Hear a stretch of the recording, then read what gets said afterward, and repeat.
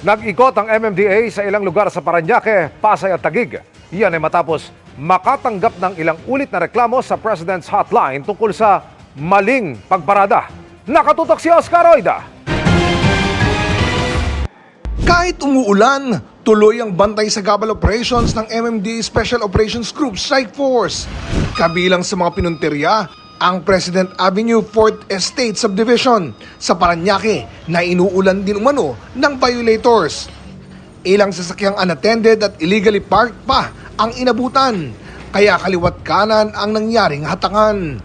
Ayon sa MMDA, mangilang beses na raw narereklamo sa President's Hotline 8888 ang umano'y bara-barang pagparada. Yung 8888 is one of the most prioritized complaint mechanism na required po tayo na gumawa po ng action within 72 hours.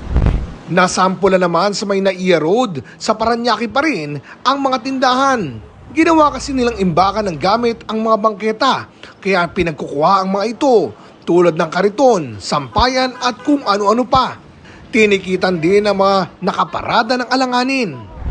Binatak naman o tinikitan ang mga sasakyan sa Post Office Street, Corner Aurora Boulevard sa Pasay City.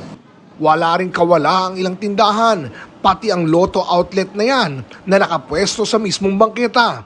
Binaklas ito at kinumpiska para di na magamit. Napaka-importante, lagi po natin sinasabi ang paulit-ulit po, ang mga sidewalk it's beyond the commerce of men. At hindi lang po yan, ang mga sidewalk ay hindi po ito nilalagyan ng mga extension ng negosyo. Sa may Chiniros Extension naman, parting Taguig, may mga illegally parked lalo sa gilid ng mga establishmento. Kung tutuusin, may mga local enforcer namang naninita.